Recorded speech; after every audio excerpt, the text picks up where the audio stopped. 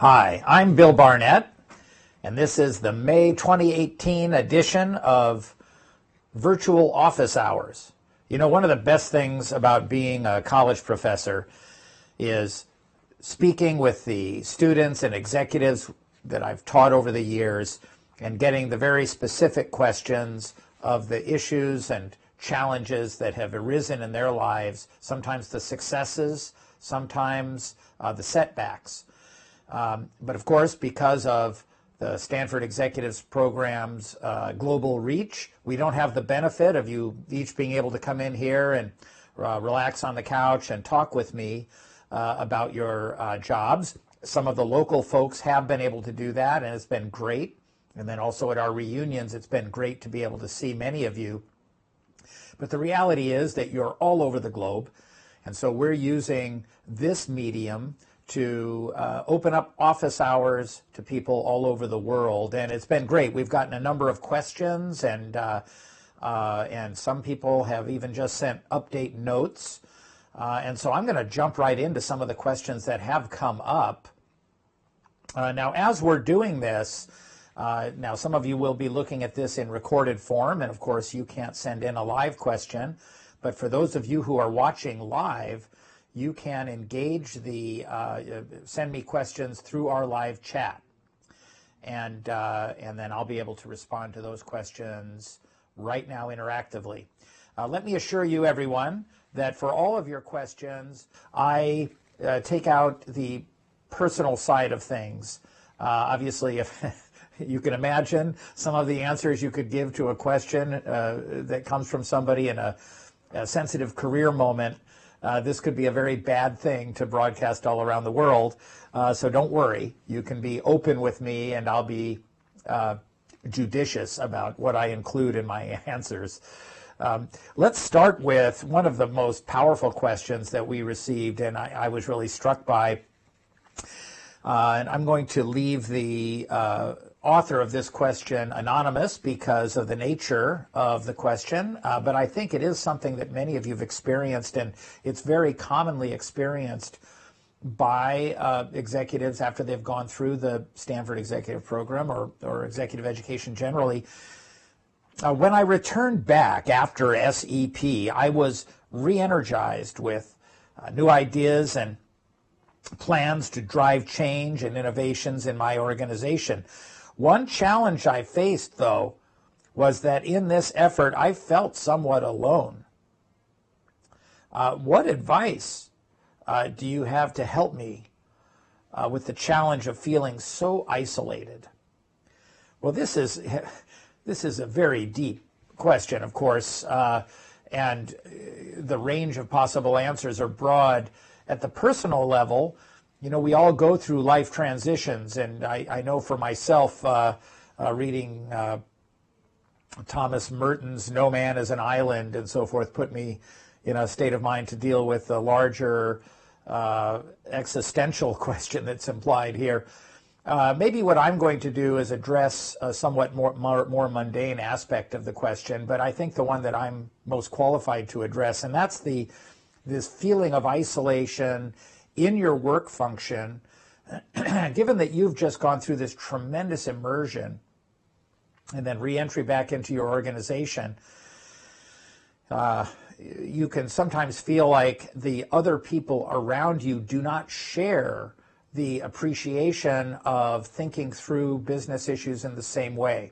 And in fact, it can be quite alienating if you try to confide in someone and then they push back on you, and maybe your experiences at the Stanford Executive Program aren't fully appreciated by them.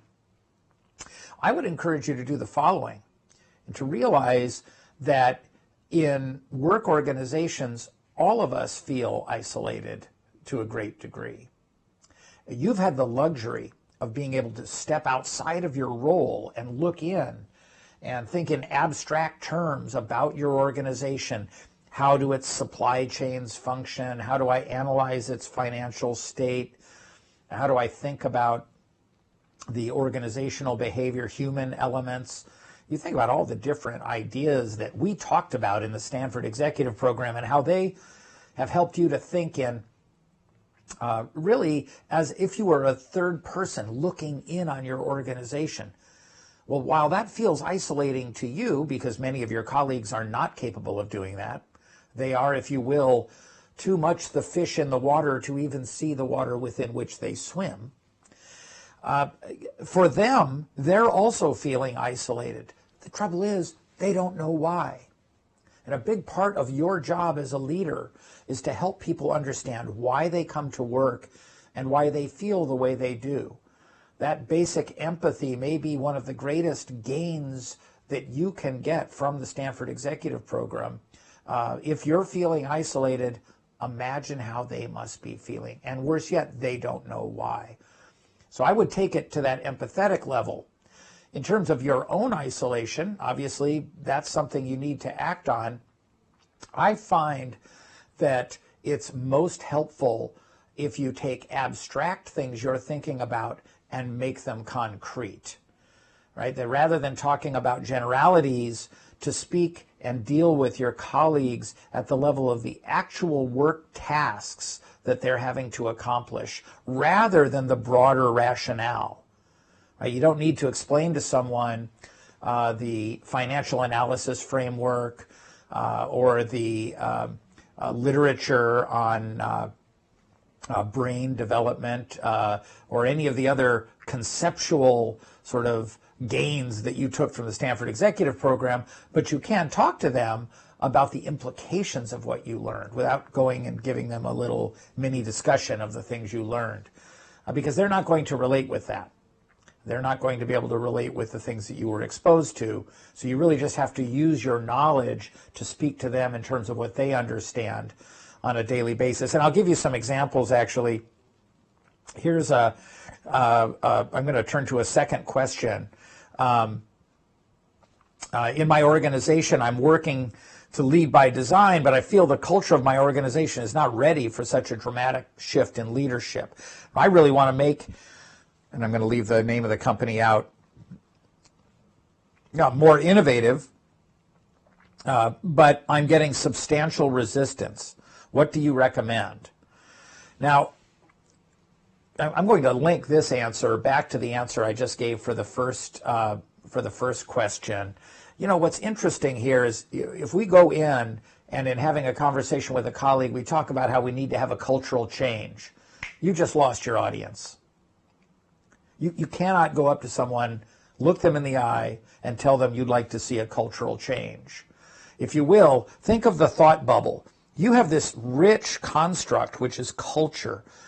You have talked about culture with the world's leading experts on culture, Charles O'Reilly, Huggy Rao, people who are dealing with influence, like Maggie Neal and others. If you think about those scholars, they've helped you understand nuances of culture, which when you then talk with someone, the trouble is now you're talking with them, their thought bubble doesn't have anything under culture, or a little bit, maybe something they read in a book, maybe they've had some training, but it's not a concept which by its nature, pardon me, which by its nature is well defined for them. And so by having an abstract discussion with them, you're not connecting. How about this as an alternative? And now I'm going to fill in examples that I didn't get from the executive's question. But let's say, for example, that the culture is too autocratic, so that there's a tendency for top-down decision-making. And let's say the issue here is they would like to see a culture that allows for more broad participation in decisions. Well, now we can make an impact, because we can say, say it's after a meeting. I like the decision we came to in that meeting, but boy, it would be a real improvement if we had the participation of Bob and Mary and Janice, since they're the people who are actually going to be executing on this. I wonder how we could get them involved. Now think about what I just said. If we did that, we would be changing the organization's culture. So if I go to someone and say, let's change the culture, that abstraction has almost no meaning to me, which pulls the curtains come down over my eyes. And in fact, they knew you went to an executive program, so now they're bound to make mention of that.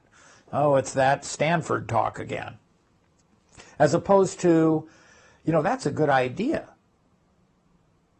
Did you hear? Susan just suggested that we get Bob and so involved.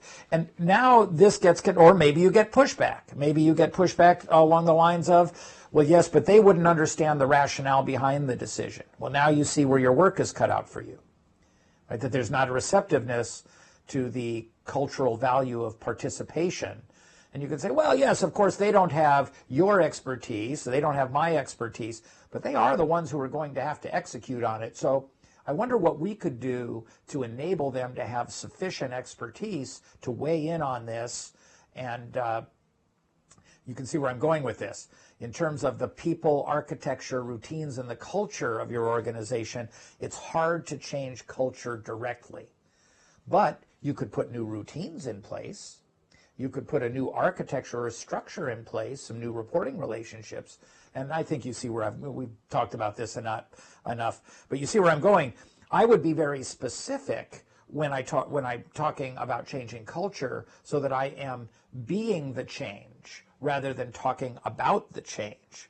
Now that in turn, if we move back to that earlier question, that's going to help a lot with the feeling of isolation, because now I'm going to get a sense that I'm really putting my ideas into practice.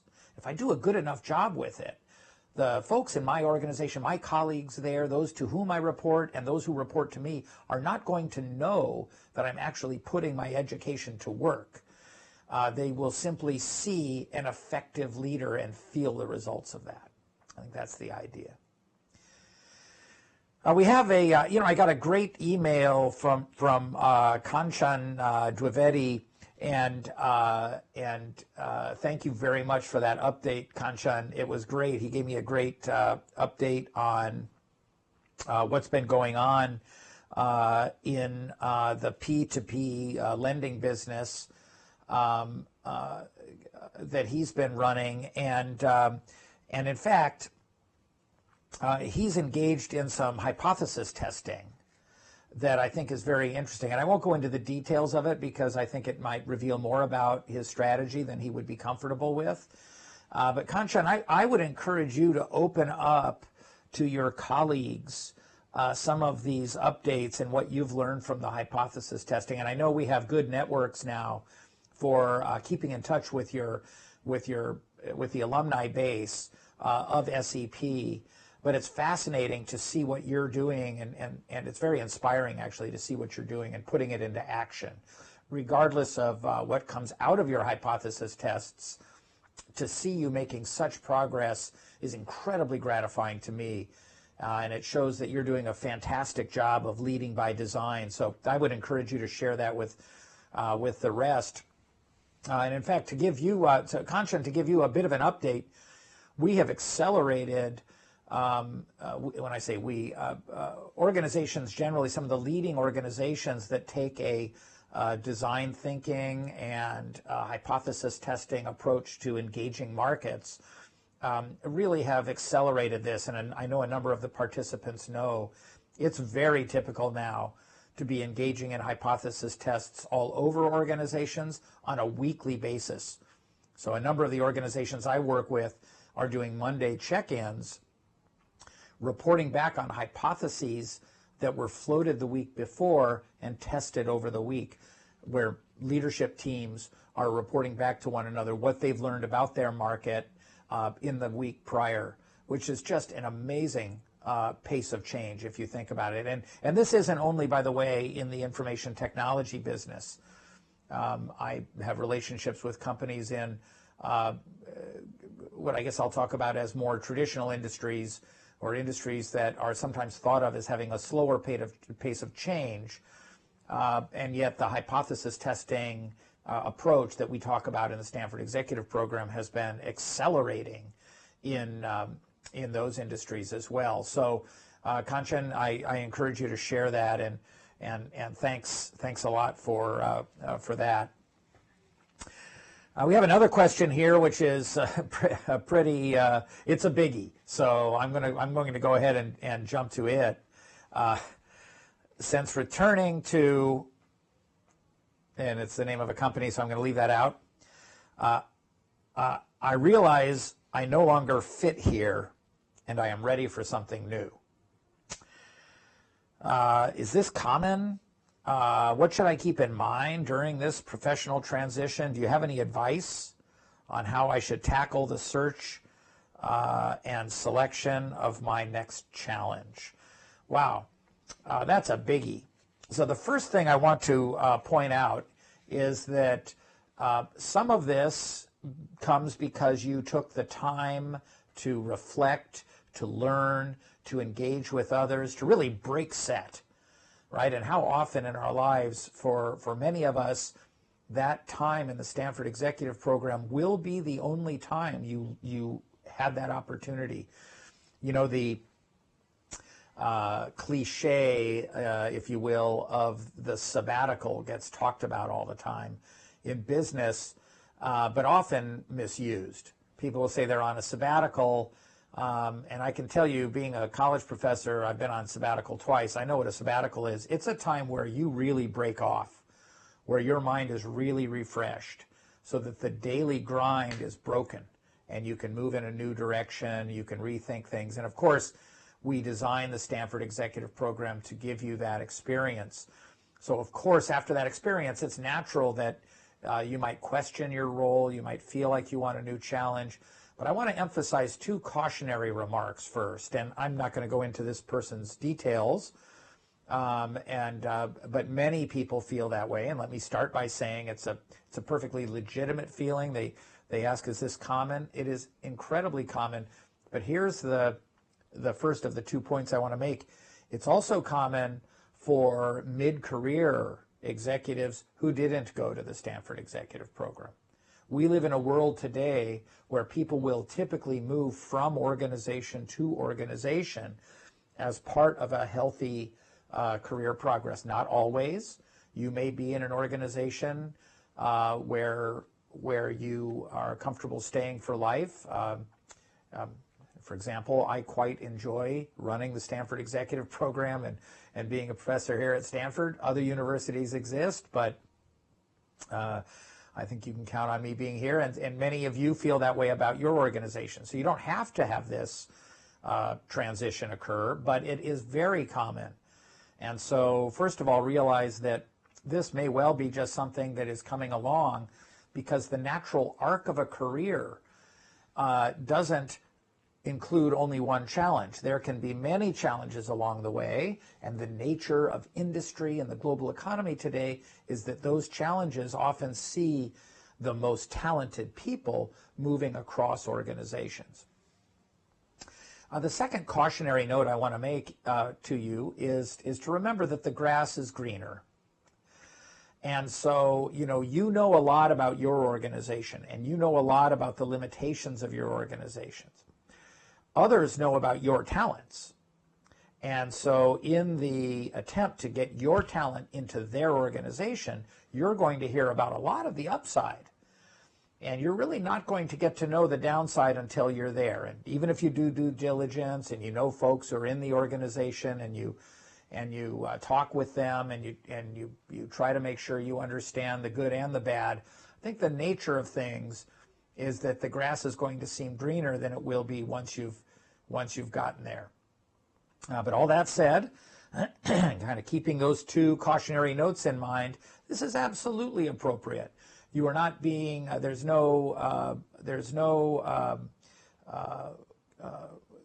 negative aspersion on your character that with your talents you have opportunities outside of your organization. I remember, I hope I'm not making this a little bit too personal. Maybe what I'll do is, I won't tell you the names of the universities involved, but I remember when I was a young professor and I wasn't yet tenured, but I was very excited because another university, which is very famous, made me a tenured offer. So I was thrilled. So I go running into the dean, and I said to the dean, "Oh, I've got a tenured offer from so-and-so." I'm leaning in the door. And the dean says, well, why don't you come in? He says, close the door. He says, sit down. He says, we've all got offers. That's the best you could do? He goes, I tell you what, I won't tell anybody. And so, as you can imagine, it was a little bit deflating. But look, talent gets sought after. You're going to be sought after. This isn't to be surprising to anyone. If your organization understands what it has in you, of course they know that there are opportunities outside. And if that's causing you to rethink the limitations of the opportunities you have inside, challenge your current organization. Point out to them that you have a lot to offer and you want to be able to fully realize your potential as a leader. Make that happen. That may not happen in your current organization. By its very nature, those opportunities may be greater elsewhere.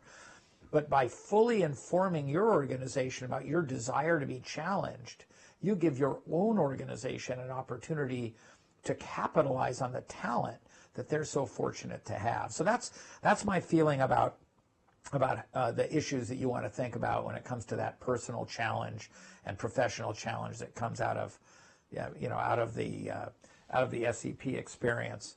So let me just check here and see what else is coming in over the transom.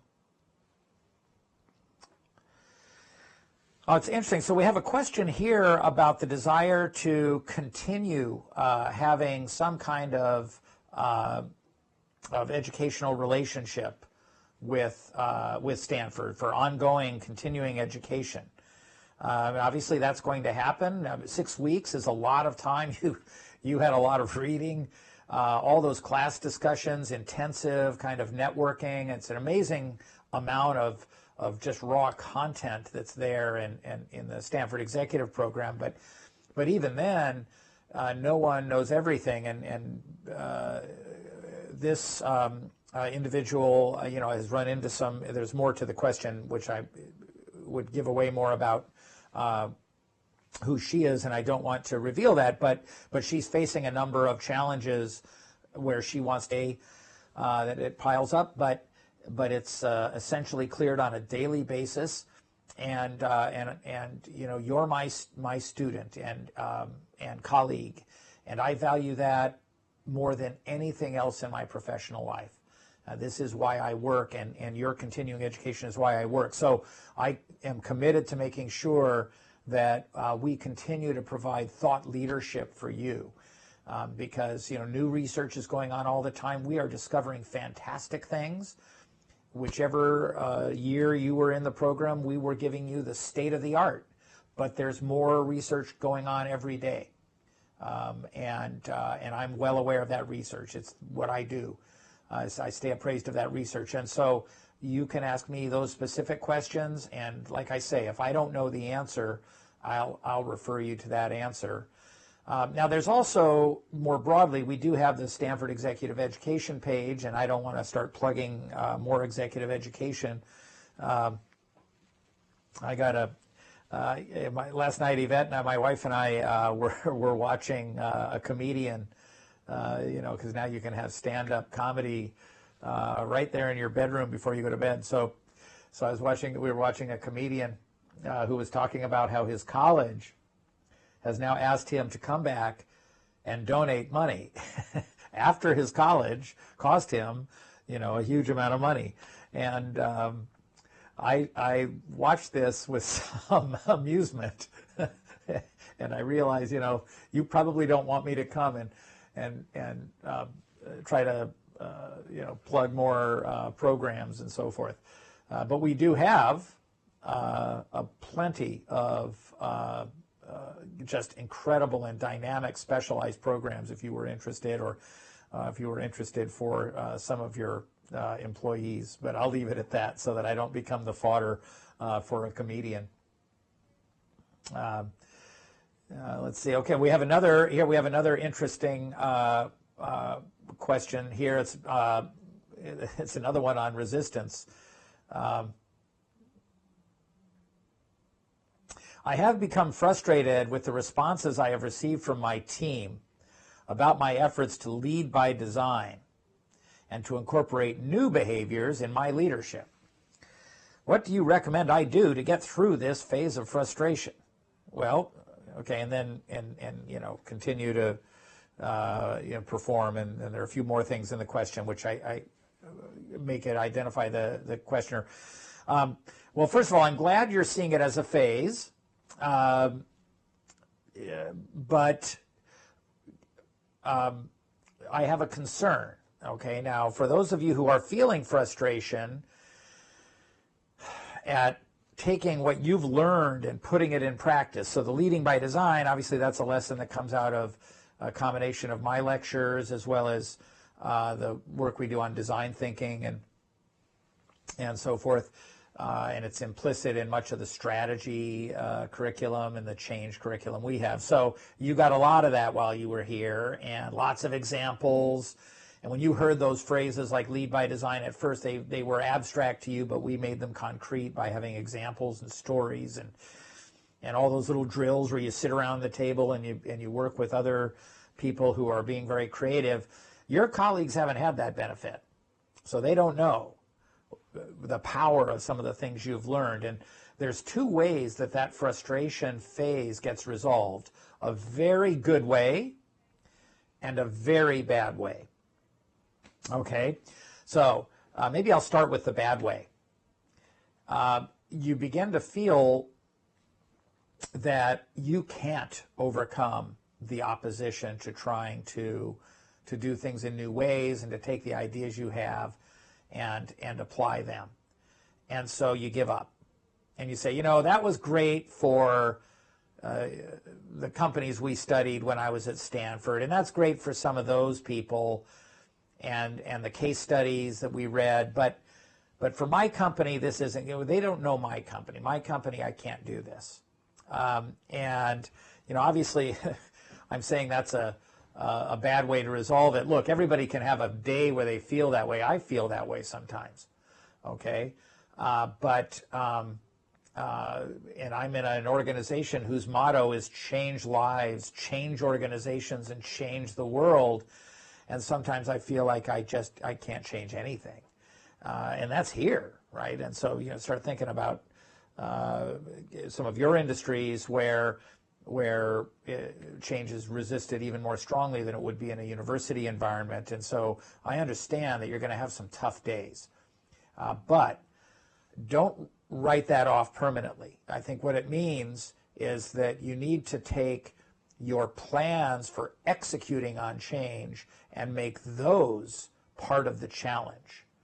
And if you remember, I drew the J curve of the way change happens, right? To get from the place where you are today to a better place, and you can get there. Organizations never go straight there. Things get worse before they get better. And so, and the reason that happens is that in order for you to execute on change, there are lots of stumbling blocks that have to be cleared along the way, and lots of other adjustments that have to be made, and mistakes and errors and sometimes some downright failures. And it is a measure of your leadership that you can remain persistent and focused on the objective despite those difficulties that happen along the way. If you remember, I used to talk to you about it in terms of your logic, right? We had Jesper and Chaim Mendelsohn, and a number of our faculty talked about logic, and a number of our other faculty talked about the difficulties in making change become real in organizations.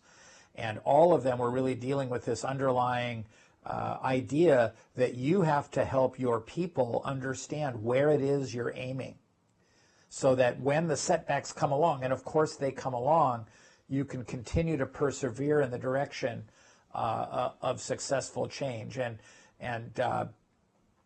quick wins, and you may remember I taught this lesson. Quick wins are satisfying because you get this sense that you could change things, but the trouble is the next person, they can change it back. And so your quick wins are actually not the ones that you should be paying attention to. When times are tough, you feel like there are a lot of impediments, to executing on the changes that you want to make, that's precisely where you can make a real difference. It's precisely in that context. I was just having an interesting call this morning with a company that I'm working with and have some case studies on, and they're a very innovative company. And they're an international company. I can't go into any more detail than that, but I was working with had on the Skype call the CEO and their chief strategy officer. Now, here's what's interesting. We're working on their process for adjusting their strategy on a country-by-country basis, something that many of you are familiar with. In fact, some of you are experts at. And for this company, even though they are a multinational company, they don't really have a good process in place for this, so that's what we're putting in place. Now, here's what's interesting. As an aside, during a break during the call, the chief strategy officer mentioned that they've had the departure of several key executives. And, of course, that's led to some consternation in the company, because anytime you have the departure of key executives, that makes things difficult. Well, my response was, well, what are the implications of that for your ability to successfully execute the strategy? Well, they immediately thought of the issue as now a staffing problem, because we've lost some staff. So now we've got to replace those staff.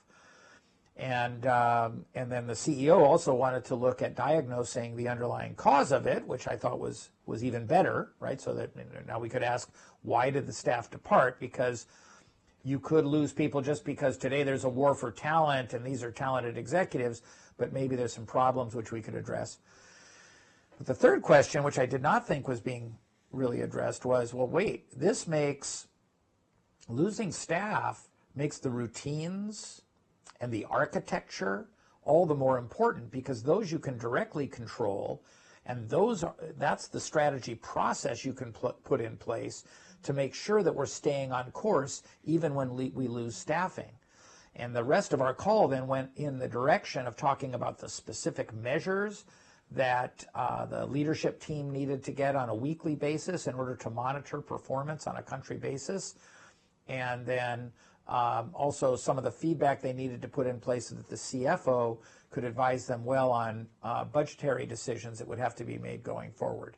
And that was exactly the direction they needed to go in.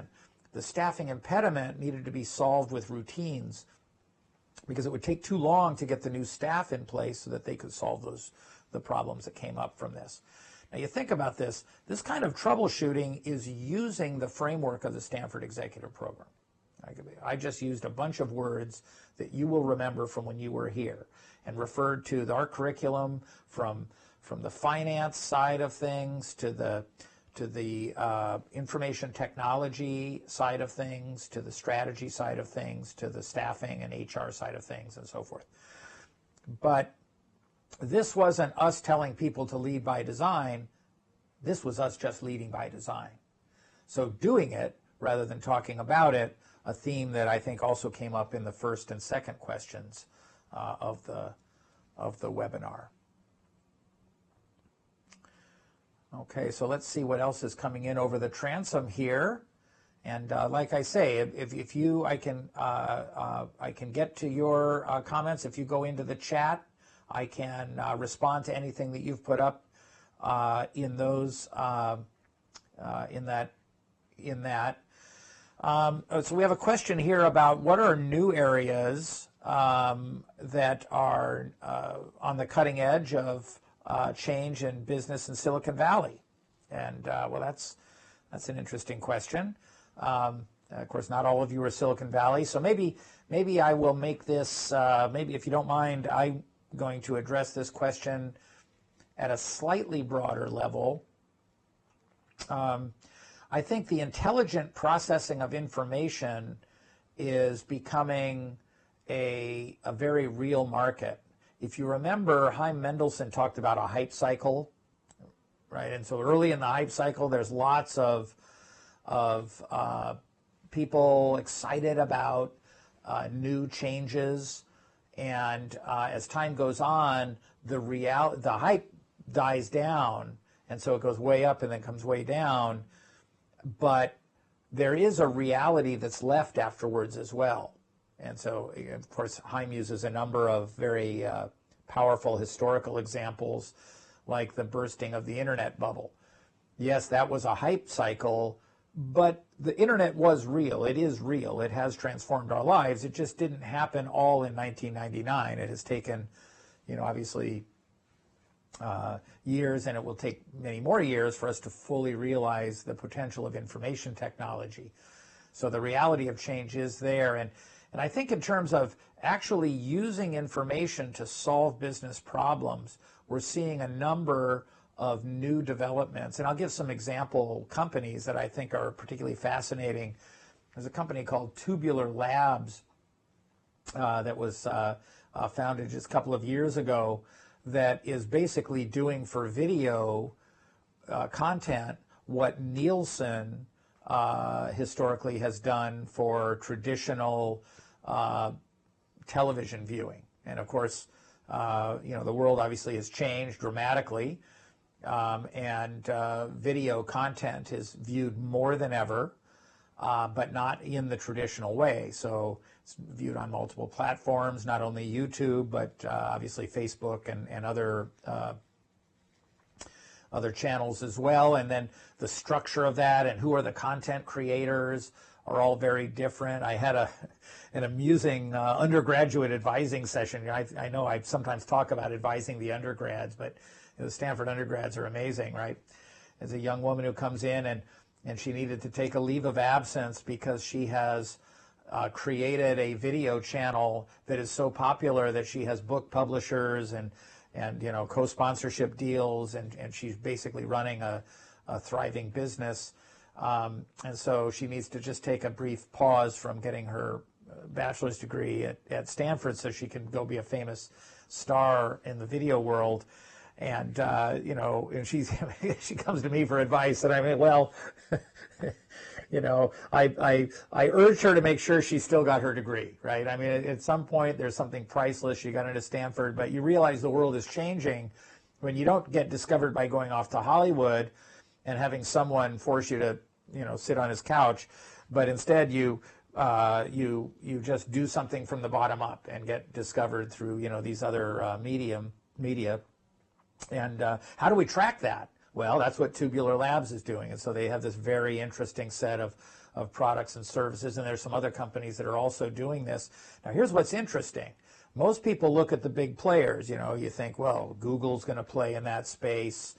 Facebook's going to play in that space. Ali is going to play in that. In China, Alibaba is going to play in that space.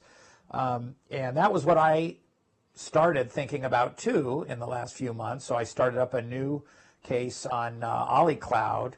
So I have I have an old relationship with Jack Ma from back when he was first creating Taobao. So I went back and we talked about that, but he bought into the idea that we would do a new case on Ali Cloud, which is what we're doing, and it's amazing. You think about the size of the Chinese economy and how much will be operated through Ali Cloud. But here's what's interesting. The big players, the Alis and the Googles, they don't provide the specific functionality that makes good on the dream. Because it should be that if you're making forklifts in Ireland, like one of our past participants who makes these amazing kind of very small forklifts that fit in small factories and ships them all over the world, it turns out information technology is important for you because quality control on what happens can be aggregated across all different forms of machinery that involve forklifts, not just the ones you sold. But how do we make good on that? You need a company that would create the product or service that would allow that forklift manufacturer to take advantage of information technology. Or similarly in healthcare. There's a company I'm working with out of Brazil that's still in a stealth phase, so I can't talk about their name, but they're using information technology to help clinics in Brazil in rural areas get access to diagnostic advice from physicians. okay, because they can do the diagnosis with machines of a patient out in the hinterlands of that vast country, but they may not have a qualified physician with sufficient expertise to interpret that the diagnostic imaging. Now, look, the diagnostic imaging is digital. It doesn't need to be read in the rural area. That can be immediately made available to a physician anywhere else. And their business is a platform that makes that happen. And it's been very interesting to see that, them grow on that. On the hardware side, we're looking at companies like Innovium, which is creating switches that are optimized for the cloud. And so I'm not going to go into this more because you'd have to be a real propeller head to get excited about Innovium. I find them exciting. But I think for you and I as businesses and as users, we will see it in vastly improved performance. What's interesting is none of these companies I just mentioned are Alibaba or Google or Facebook, right, or Tencent or whoever.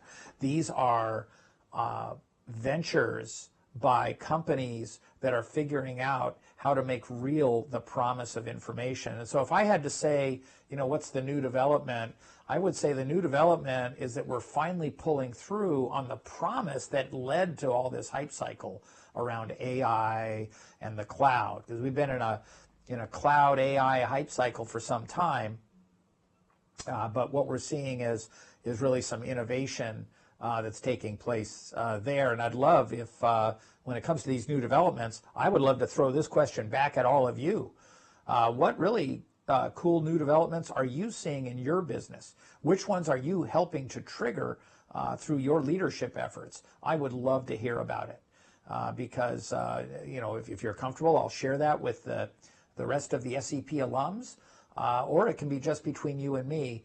But I would love to hear what you're up to when it comes to that.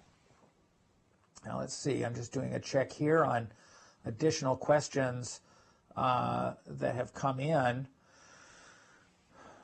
So we have a question here that's more on the politics side of things, which of course is fair game. And you recall all the sessions we had on the so-called non-market environment, and the argument that we make here at Stanford that you'll recall that I made and that our faculty also made to you when you were here studying, is that good leadership takes the market into consideration, but it also takes social and political forces into consideration.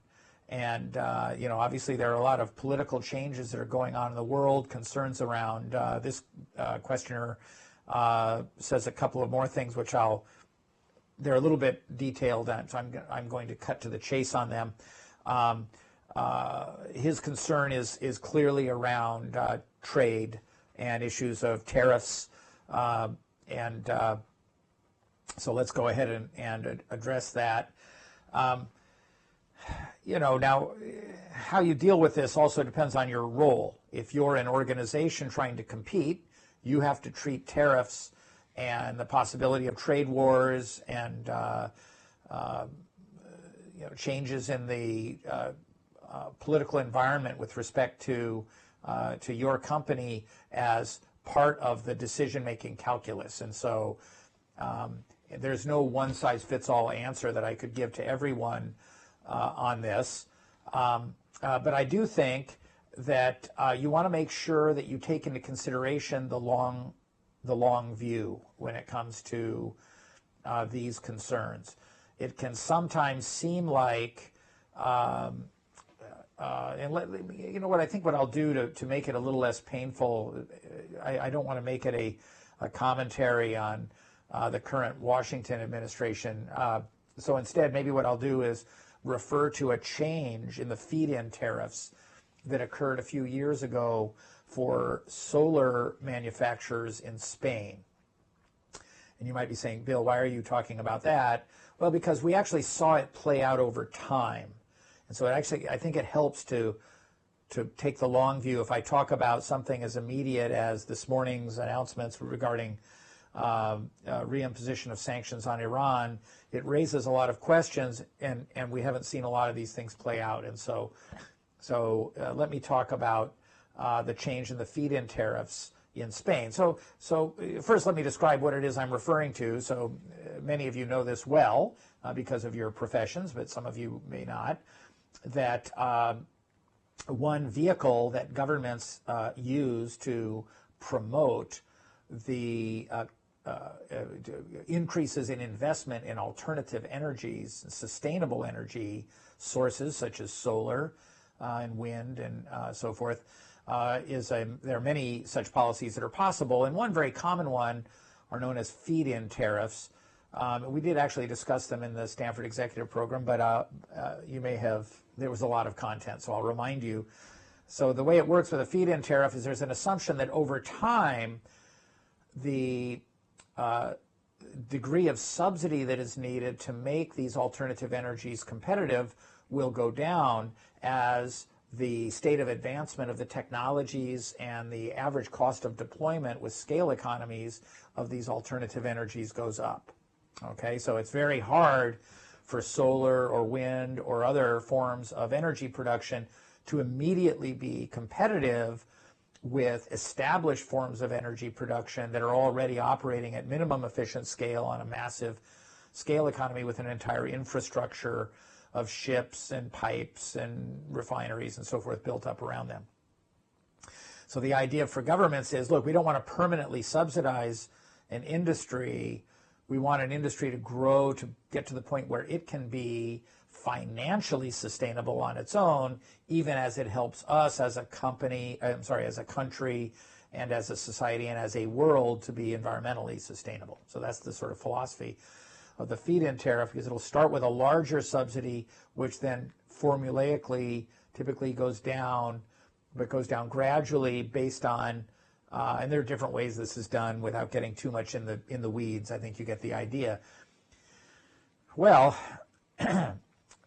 Spain famously created and then very rapidly, a period of time later, took away the feed-in tariffs. So because of political change, you see a sudden change in those feed-in tariffs. And rightly, the various businesses involved, there are many reasons to complain about this. The one that I'm not going to raise here is whether or not one agrees or disagrees with feed-in tariffs. That's not so much the point, okay? Because different people can have different judgments about those time trade-offs. My own view is that we should be investing more in those directions, but you could make intelligent arguments against that. Even considering climate change, you don't have to be a climate change denier to make arguments against that. So you could make that argument. You could make arguments against it. What you can never defend is a great deal of volatility in public policy. And of course, that's the reality of public policy. New administrations, new leadership, and that happens in democracy as well as in less democratic countries. But new administrations, new leadership will come into place, and then suddenly companies will see a complete change in the playing field, in the rules of the game under which they were trying to compete. And this can be very difficult for a company then to do well. And in fact, right now on the chat, if you'd like, some of you can send some examples of this. I know I was just having a conversation with some wealth managers in Australia who were looking at some legal changes there that has affected their business. And it's really the changes that make it difficult for you as business leaders to put strategies in place that can yield positive results, because your strategies are based on assumptions. And if those assumptions change faster than you can adapt to them, then obviously you're going to end up with poor performance, not because you didn't have the right strategy, but because you had the right strategy for what's suddenly become the wrong context. And that context is coming out of the policymakers in the various governments of the world. And so, when you look at what was going on in Spain with respect to solar, then you see a number of companies who take a real hit because they had put investments in place under the understanding that there would be a certain cost-benefit logic to the continued use of those investments and cultivation of solar power, which was suddenly rendered impossible from a financial perspective, and that's a deadweight loss to the investors in those businesses. Now, my finance colleagues would point out to me that there's a certain amount of risk involved in any new venture, okay? And so maybe those assets were priced with that risk in. But that doesn't make your job as a leader any easier. So my advice to you when you're in a leadership role where you're looking at your strategy is to always highlight the assumptions behind your strategy that are based on the possible capriciousness of public policy. And it's a real concern. I love to give the example that the American car companies, and I have a tremendous amount of respect, by the way, for the American car companies, so I want to say this first. I work some with helping to, along with a number of my colleagues, helping to educate the General Motors senior leadership for their position in the global economy, and I am awestruck by the talent and foresightfulness and sincerity of their leadership, okay? And these companies do amazing things. Well, back in the early 2000s, I think it was about 2003, you can fact check me on that, but there was a real push here in California by the major automobile manufacturers to push the California state government to relax some of its plans for requiring low emission vehicles. It has to do with, without going into the details that are familiar to those in that business, but the requirements are typical on an average mileage across all the automobiles manufactured by a company. And so it typically means that in order to make these numbers, companies would have to move to some zero emission vehicles and so forth.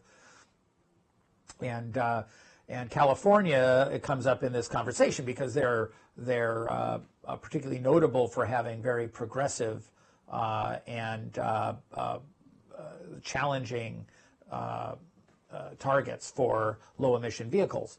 Now, while the established car companies were lobbying to try to have those requirements eased, literally in the same week, Elon Musk and his team filed the incorporation papers for Tesla. Now look, you may love Tesla, you may hate Tesla, you may not know about Tesla except as an idea because of the fact that Tesla is still tiny by comparison to the major automobile companies. But I'm bringing you this illustration more as a difference in leadership approaches. There is no way you create that company unless you're taking the long view. And working hard to lobby governments to put policies in place that are favorable to your company, that can have a long view implied in it, but it's often an approach that by its very nature is focused on the short run. So, I think when it comes to political volatility, taking the long view is important because it helps your people, it helps your investors, it helps your customers to understand that many things will come and go. And of course, something as dramatic as dropping feed-in tariffs in an entire national economy in a European context, such as what happened in Spain and solar, is going to cause companies to have to react even in the short run. But a long view is one worth having. I remember years ago working with Hyundai Motor Company when it was moving into China, and Hyundai has continued to struggle. Hyundai Motor Company has continued to struggle in China. Now what's interesting is they knew that. But they knew when they were going in, and we're going back now maybe 10, 15 years at the time I developed my case studies of their efforts. they knew this was going to be difficult because they knew the forecasts for demand versus increasing supply and entry of foreign companies, always, of course, with Chinese partners based on the way Chinese law is set up, was going to increase automobile production capacity in China. But their view was that they wanted to be a player in China decades later. And in order to be a player decades later, they knew they had to endure the pain of moving into China even when business was difficult, of dealing with the kind of overcapacity and excess supply, oversupply that the forecasts were saying that would occur. But they wanted to, in a sense, put themselves in that position so that they would still be there in the long run. And as a leader, it's that kind of long-run view that can make a real difference. You know, and I understand, you know, there's probably a part of you that says, Bill, you know, you're a college professor, you can talk like that. But there are a number of leaders. You know, I think of Irwin Jacobs when he first created Qualcomm. I think of some of the great leaders of social change that we've seen around the world. And I'm not going to name the great American agents of change, the Martin Luther Kings. Every country has their own agents of change. And so you can, you know, depending on where you're from, there are going to be admired leaders who have a long-term view on the political and social side too. You know, what sets these leaders apart? Well, if it was easy to take the long-term view, then everybody would do it. But it is difficult to take that view. And in order to take that view, you need to have a logic that you can make compelling to people.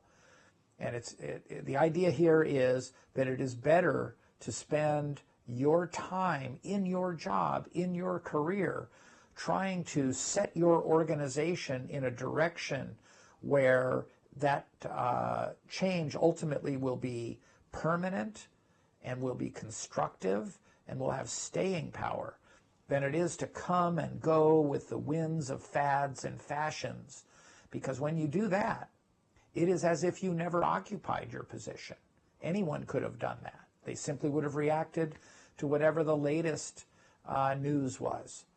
So I encourage you to stay focused on the long term. Of course, you have to make smart adjustments to the short-term difficulties, and you're going to seize some short-term opportunities, but never lose sight of your goal and your organization's goal. To the extent that you can do this, I would love it if you would send me notes, keep me appraised. A number of you have done that. If you remember, I asked you to put on your calendar, ping Bill. You'd be surprised how many people do that. But not everybody. Okay, and I know it's busy. Life is busy. But I love to hear how your career, how your organization, how your part of the world is changing because of your efforts to make a difference. And I encourage you to share them with our other SEP colleagues as well. And if you can possibly get out here to a reunion, I hope that you'll come. Also, I have a travel schedule every year, so if you hear that I'm coming, and we'll tell you if I'm coming to your part of the world, I hope you'll come out and we can see each other again. Good luck to you.